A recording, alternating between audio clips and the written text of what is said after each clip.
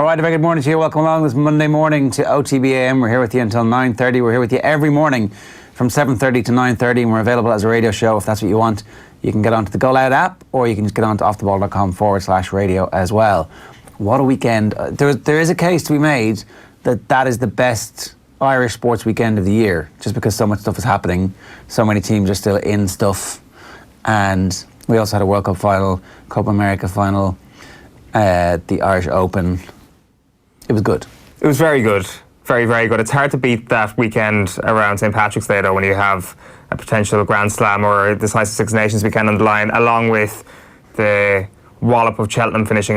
So I wouldn't quite go as far as the best Irish sporting weekend of the year, but in terms of the unexpected, like Laois was the cherry on top of a pretty good cake already.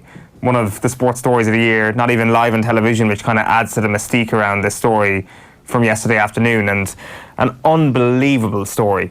An unbelievable story in two ways. The fact that Laois have managed to do this after what was essentially half a week on the beer, I presume, and unbelievable in the sense that we were speaking about Dublin as, you know, the dark horses that we have to watch, the team that could potentially put a pin in the hopes that Liam Sheedy's return to Tipperary has. Clearly, that's not true. Clearly, we were totally wrong about that. So it is unbelievable in both senses of the way. The collapse from a very, very good team, the team that managed to knock out what some people had as the All-Ireland favourites in Galway from the Leinster Championship against a team that people had as no hopers. This is a team that got beaten by Kerry in the McDonagh Cup last year. It's sensational and very difficult to process turn of events, because even if you look at how the game unfolded, there was an early lead, and then eventually Dublin pegged them back. And at that point, you assume that the years of Division 1 hurling that Dublin have will see them through in a tight contest against a side who hasn't been Division 1 for a long decades time. And it didn't happen, which is not what's supposed to happen. Hurling is a technical sport, like for all the blood and guts and everything else. There's like the speed of first touch is the bit that gives players space to have a shot, and the technical proficiency which Dublin are supposed to have as an inbuilt superiority is supposed to see them through over the course of, you know, all those thousands of data points. They all tend towards one outcome at the end, and then at least just win, which is not supposed to happen. Even if it wasn't supposed to happen. Even if it wasn't a highly technical game, when Dublin start pegging them back, and you start to imagine that the momentum is shifting. That's the point where the people who won their trophy last week are supposed to give up. Yeah, that's where they're supposed to say, fair enough, season done. We come away from this not only with a trophy, but we managed to put a top team to the pin of their collar for the entire game, and it would have been a really respectable post-match interview, and we would have said, good on Laois. And you know what? We still would have been having the conversations about expanding Leinster Championship to 6 teams. But now it becomes a movement, now it becomes a historic result in the context of yesterday. Even more incredible in the context of the fact that Cork put up 140 earlier in the day. Like, it is absolutely... Against the team that they'd just beaten. Yeah. Yeah. And not hammered them either the previous week in Croke Park. It's just mind-boggling. And to be fair, the idea of playing the game in O'Moore Park made it all the more special in front of these fans, and it will be the stuff of legend in the Midlands for decades to come. Yeah, I mean, hopefully it's a starting point as opposed to a finishing point. But, you know, if you were to talk about 3 weeks ago, it was going to be a shoe-in for Henry Shefflin if he wanted the job to be the next Kilkenny boss. All of a sudden, it's like, well, I mean, hang on a second now. We'd at least have a round of interviews, lads, right?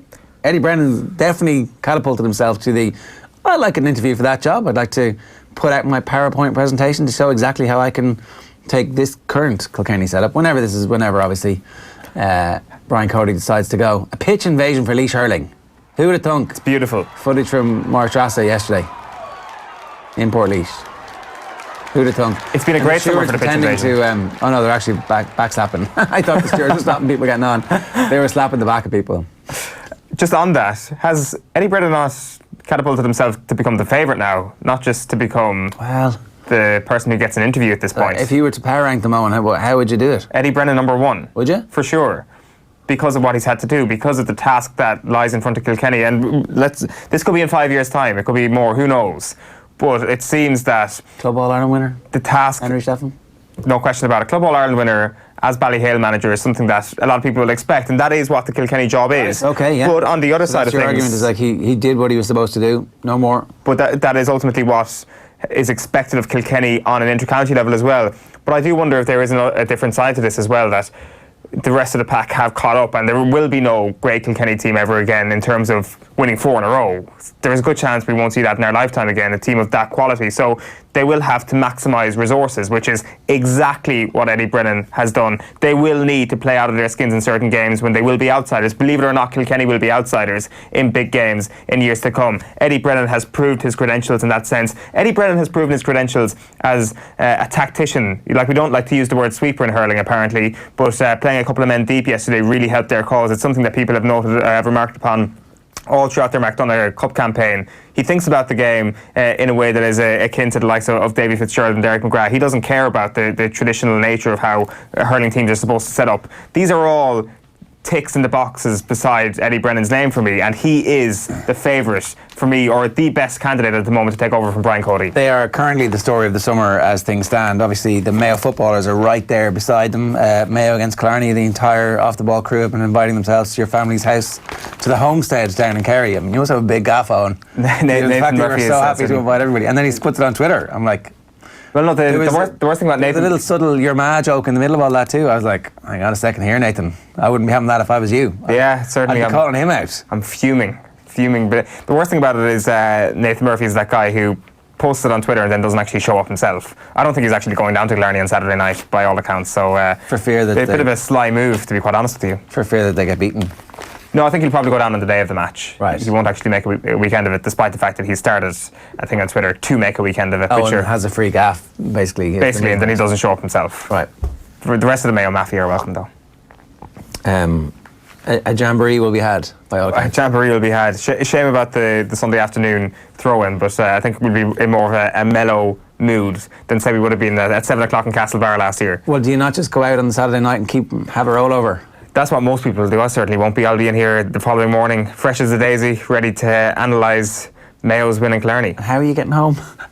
That'll be it. Just want to make sure that this is sorted out now a week in advance. You have a lift home. I will be sorted. There's also... Did you know that the Southwest is also covered by public transport? I do, yeah. The train. But is there a special train back to Dublin for all the Kerry people after the game? You don't need a special train. There won't be that many either. It'll be me and about 7 or 8 other people, I'd imagine. In total, across the train, you do have a few stragglers who tend to make that pilgrimage up to Dublin on a Sunday evening after league games in Killarney and stuff. But like next weekend should be amazing. It's going to be absolutely brilliant. This is the time of the year that we're really looking forward to. Granted, we should appreciate that. Come Sunday morning, we're not going to feel too happy about the football championship because Dublin will be after eviscerating Cork on Saturday night, which is the thing we just need to throw out there before we get into the hype of what the Super 8s are actually going to bring. Because the thing is, in the Super 8s that they're going to bring are hopefully 2 great games on Sunday. I think Meath going to Donegal as well, it should be a decent fixture given their familiarity that they brought together in Division 2. That was actually a really good league final. And what we have is a repeat of the Division 1 and Division 2 league finals this Sunday. Both are really good games. Yeah, I'm not so sure that Meath and Donegal weren't on divergent. Yeah, that's true as well, to be fair. The point about that struck me was that really what Kildare did last year by winning in Newbridge or Nowhere, they denied us a great right when you think about it, because we would have had Mayo in Killarney and we would have had Mayo against Galway, and that game would have been in Pearse Stadium probably. So by getting through to the Super 8s last year, I'm sure that whatever could have gone wrong from an attendance point of view. Shane McGrath has a piece today in the papers we've got to get to now saying that attendances were down 14%. John Horan basically said it was because Mayo didn't make the Super 8s, and yeah, you could see why it was. There you go. There's 156 likes on Nathan Murphy's tweet. Just got a message from Owen Sheehan. His ma is hosting a party on Saturday night in Killarney for all the Mayo folk heading down on Saturday night. We'll send on the address later in the week. Obviously a drunken text because he sent Saturday night twice now. But anyway. I look forward to him acquiring my address somehow. It's probably on the HR system. It probably is, to be quite honest with you. That is something I did overlook. So you're all welcome. Here's what's coming up on the show today. Kieran Donnelly's going to give us his thoughts around about 8 o'clock this morning. We'll talk more Laois Dublin at around about 8:25. Sports page is coming your way in just a second. Alan Quinlan's going to talk to us about the three-peat for Crusaders and what it means for Ron Lagar's coaching career as he makes the journey from New Zealand to France this week and gets his feet under the desk at his new job at La Rochelle. Talking Meath around about 9 o'clock. Sports news with Tom around about 9:05, and then we'll go through the transfers with Phil Egan around about 9:15 this morning. That's going to take us all the way to 9:30. If you've got a comment for us, you can use the hashtag OTB AM. We'll bring you the newspapers next. Join Off the Ball in Abu Dhabi this November 17th to 23rd for the inaugural Off the Ball Open. With flights from Dublin, 5 nights in a 4-star hotel, golf on 2 championship courses, gala awards dinner, Peter Lorry golf clinic and a live Off the Ball roadshow. You can also hang out with some special guests including Kevin Kilban and Kieran Donaghy. The inaugural Off the Ball Open. Book now at CassidyTravel.ie and check out offtheball.com. It's 7:41. We're going to start with the Herald this morning. The front page headline is Blues Shock, and the back page headline is Bitter Pill as Dubs crash. Kenny disappointed after shock defeat to Laois. Disappointed is a kind of at the low end of, I'd say, how Matty Kenny feels this morning. And Matty Kenny admitted his first season as Dublin hurling manager had ended in a bitter disappointment after yesterday's shock All-Ireland Senior Hurling Championship preliminary quarter-final defeat to Laois in O'Moore Park. Yikes. Haven't talked about the Dubs element of this at all yet. But like, holy moly, the devastation that group of players must feel when they came through in such spectacular fashion, and the scenes in Parnell Park that night when they saw off Galway, it suggested some kind of rebirth, some sort of, we're back at the top table, we deserve to be here playing the big guns in Croke Park. They kind of blah, blah, blah'd away this fixture, and, well, it didn't work for them. Yeah, it's like winning the golden ticket and then having the golden ticket ripped up in front of your eyes immediately. This was supposed to be the formality. I think Eamon Sweeney has a great line in the Irish Independent this morning. The classic line that jesters tend to give to their friends about organising plans for next week. We'll do it if we're still alive, that sort of thing.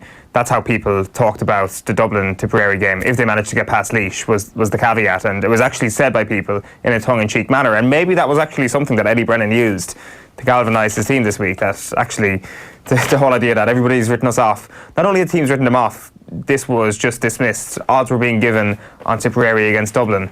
This is a hugely damaging result for Matty Kenny and his team. It's terrible.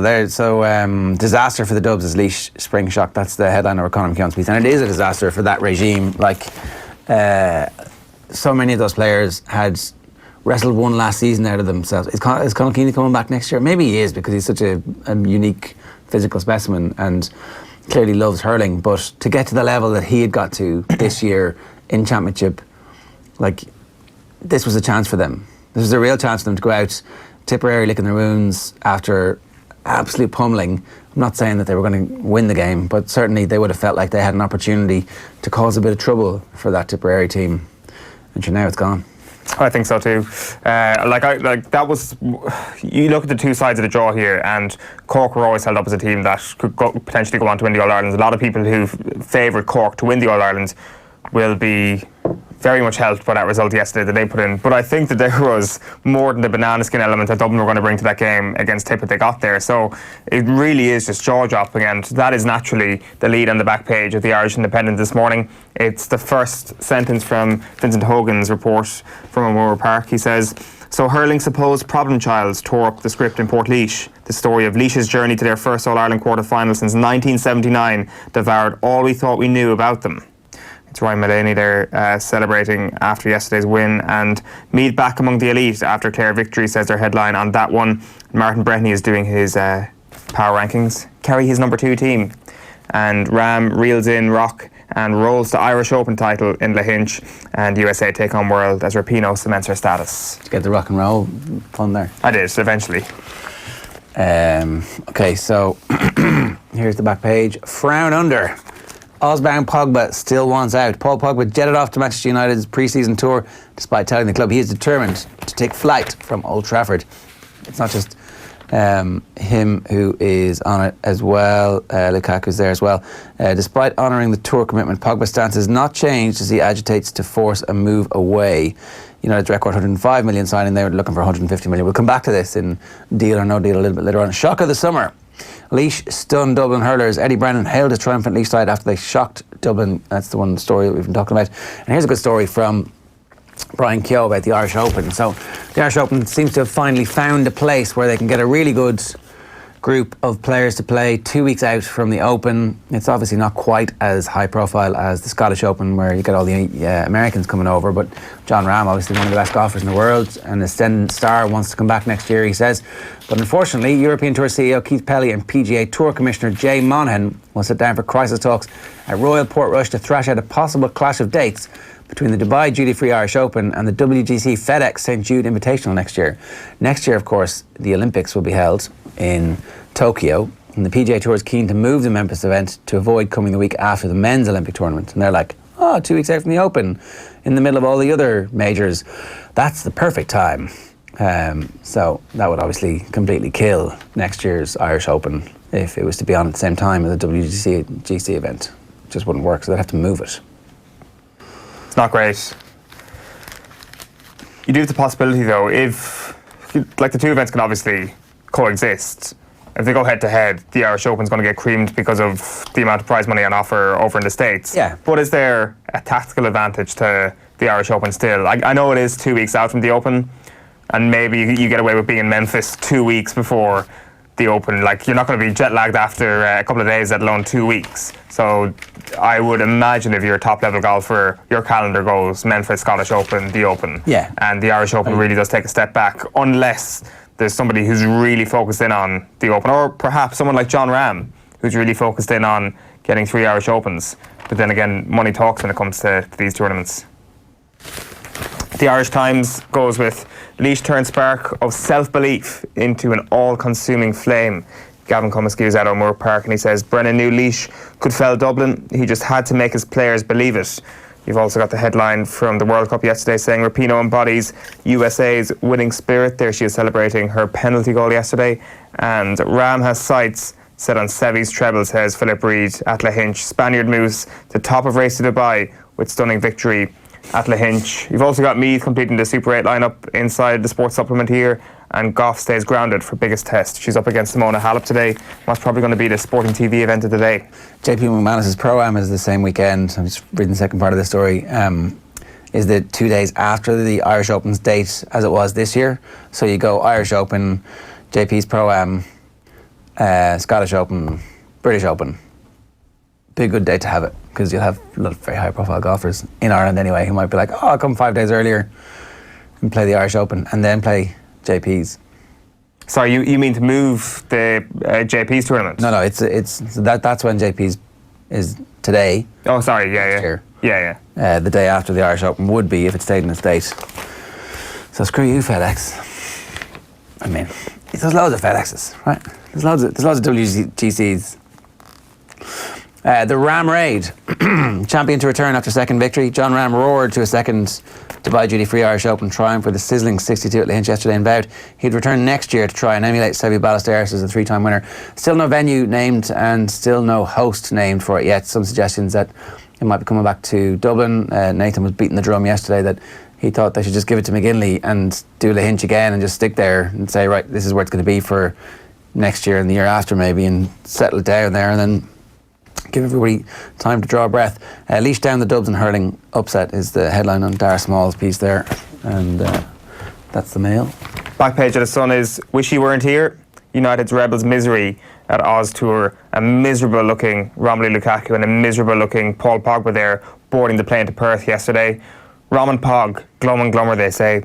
It's where Lahinch is a smile then is Bronchio's headline on Jon Rahm's win. And Towel at the Moon.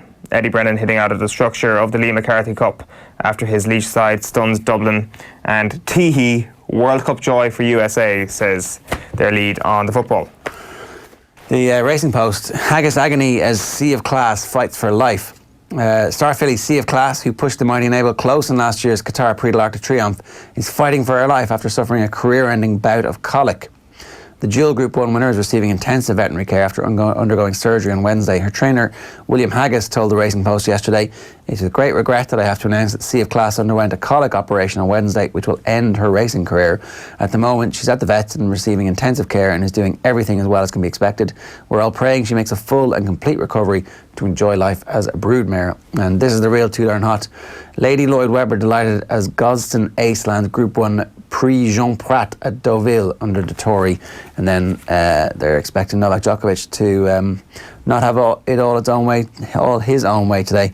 And they're bigging up the tipster who tipped the USA to retain the Women's World Cup.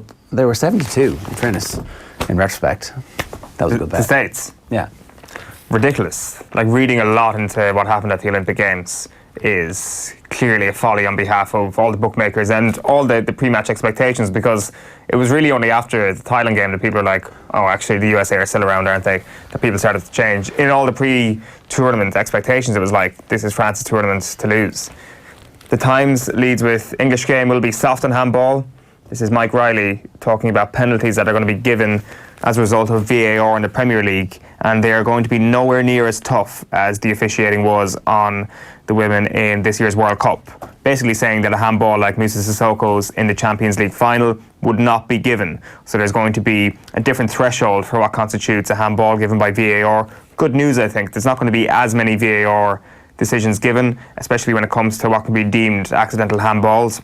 The other couple of stories on the back of the Times this morning, Andy Murray growing increasingly confident that he can compete at the highest level in the singles game once again, and Silverstone on brink of deal. Formula 1 and Silverstone are locked in talks with the hope of announcing a deal to safeguard the future of the British Grand Prix before this weekend's race.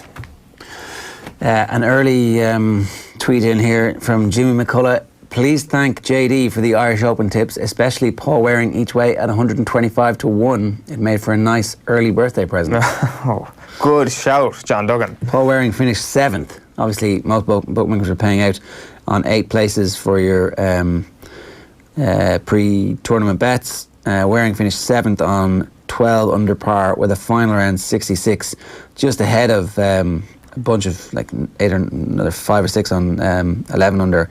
But also in the first 8 was Eddie Pepperell, who John tipped as well at 13 under par. So that was 2. Did he tip Andy Sullivan as well?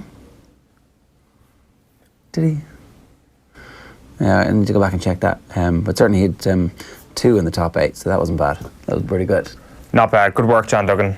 The one week I don't actually get on board John Duggan's tips, this happens. Classic. You wouldn't give us 125 to 1 tip in Cheltenham, would you, John?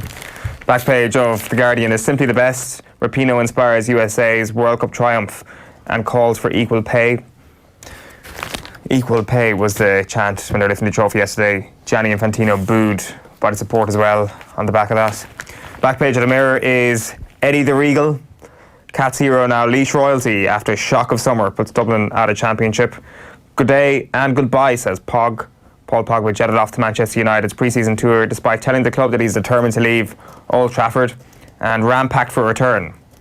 Paul McGinley just absolutely chuffed that he's got the greatest advertisement in the history of the Irish Open standing right beside him. Not only does this guy love winning the Irish Open, he loves the Irish Open and he loves Ireland, and he keeps telling everybody around the world how beautiful our golf courses are in this country. And John Ram, basically, we should erect a statue to him outside some building. Whichever golf course. Okay, outside a golf course. Whatever. Any Linksy golf course. I was kind of more thinking about the money he brings into the economy on his own. Yeah, so here is the Telegraph. American Dream. Rapinoe lifts World Cup after a spot kick sets United States on way to victory over Dutch. And Roy's the man to face Aussies. England World Cup hero in line for Ashes call-up. Obviously the England-Australia... when is did I miss the Cricket World Cup semi-final? I probably did I? I'm not sure how you can miss it when it's snug there behind its paywall. There you go. They're talking about the Ashes already. So Australia's defeat gives England easier route. Loss to South Africa has exposed weaknesses that Morgan's team will try to exploit. No, it hasn't happened yet. There you go. It's all right. How could I have missed it? It's going free to air if England make the final. Is it? Yeah. That was a decision made. But if England don't make the final, then you're going to have to pay for your cricket. I mean, yeah, it's a good idea to put it free to air for a World Cup final. The entire thing. It's almost as if this sport has long departed past its previous heyday, which used to be helped by the fact that some of it was free to air. Well, all of it was free to air. Yeah, like even when Sky Sports managed to get involved, there was still a bit of hype that it brought to the game, particularly around the Ashes. But over time, lo and behold, everything being behind a paywall. tends to have a negative impact on how even you and I would actually tend to, like, we don't stumble upon cricket as much as, say, that the potential used to be. It's on Thursday. I was like, it's on Thursday. That should be worth watching. It will be worth watching. For 100%. Yeah.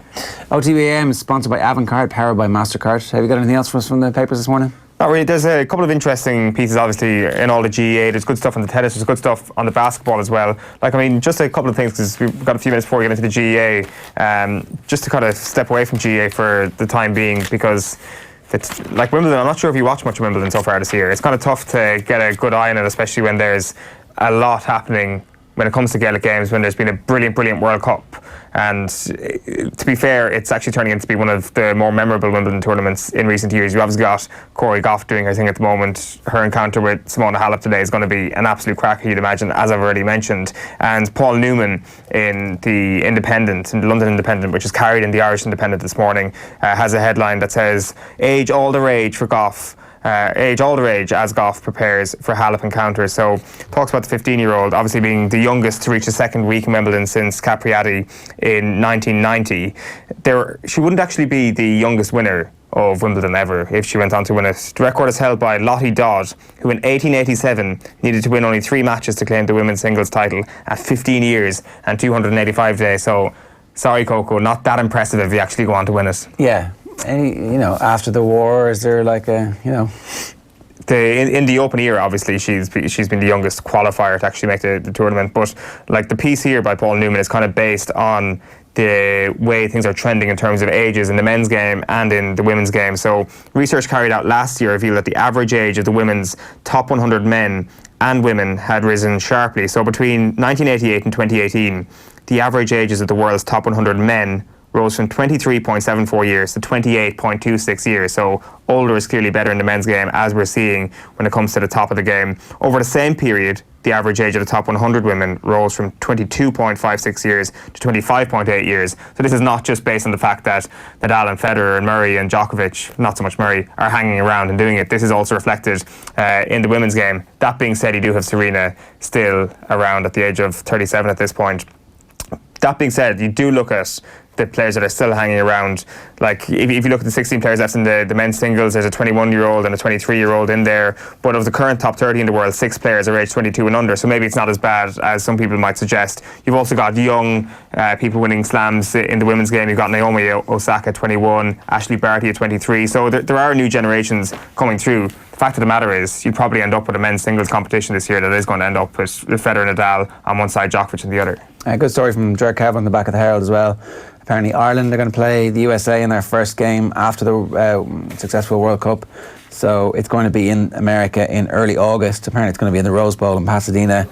And there's a capacity of 90,000 for that. So it'll be interesting to see. I mean, maybe they fill that. I wouldn't be terribly surprised if the Americans were able to fill whatever stadium they chose to play their next friendly in. So apparently Ireland are going to be the next team. Currently, of course, we have no manager. So in the background to all this, Donald Conway is doing a tour of the country to try and sell the reforms that the FAI are trying to push through ahead of their emergency AGM. So it's going to be interesting to see what happens with Irish football generally over the next while. But there's a big opportunity for them to win on a PR front by appointing somebody high profile to the women's gig and a good person, and making sure that there's like a long-term succession plan in place and committing to the fact that they're going to invest in women's football, particularly when you think it's the same reason why this current campaign for the men is so important. The next Euros are in England, and that's a huge opportunity to grow the sport massively here. It's going to be absolutely glorious seeing the Irish take the US down a peg or two in the Rose Bowl this August. This is the big Irish sporting moment we've all been waiting for. As I say, we're going to just steer clear of the GA stories because we're going to get into that in depth in a few moments. Just one last story to just kind of touch on. It's kind of mentioned in a few of the papers. Like, we're doing Deal or No Deal later on, Ger, but really, no offence to all our Deal or No Deal fans out there, it's nothing compared to the American version of Deal or No Deal. The NBA is basically the transfer window on crack, and it has been for the last couple of weeks. The few major loose ends have been tied up over the course of the weekend. Well, the overriding, this was like Leo Messi being transferred basically on a free transfer. Not quite. Okay. Not quite. Close enough though. I mean, close enough. Come on. Let's pay Kylian Mbappe even though it's not really so much on a youth side. It's the third best player in the world being up. And that, of course, was Kawhi Leonard, who's decided to go to Los Angeles to the Clippers, because there was a lot of discourse around the fact that, of course, he's going to go join LeBron, and of course the LA Lakers are going to be unstoppable now, and basketball will get really, really boring. But fair play to Kawhi Leonard, he's actually gone to the Clippers. He's created a pretty good team immediately, because they've got Paul George from the Oklahoma City Thunder to go join them, which kind of leaves Russell Westbrook as the next loose end to be tied up, because he's like, screw this, you've taken away my best player from me. So the Clippers are amazing. The Lakers are also amazing, because they've added Anthony Davis, DeMarcus Cousins to their roster alongside LeBron James. So the LA Derby, if we can use one of our phrases on that, is going to be the one to watch next season. Not Golden State versus LA, or what used to be Golden State versus Cavs when LeBron was playing for them. It is the LA game at the Staples Center, the LA Games at the Staples Center next year, which are going to be sensational.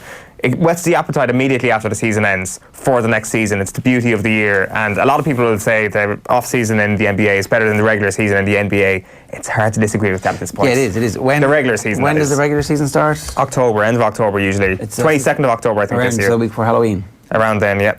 So then they play summer leagues, like they actually. Yeah, and Zion got injured.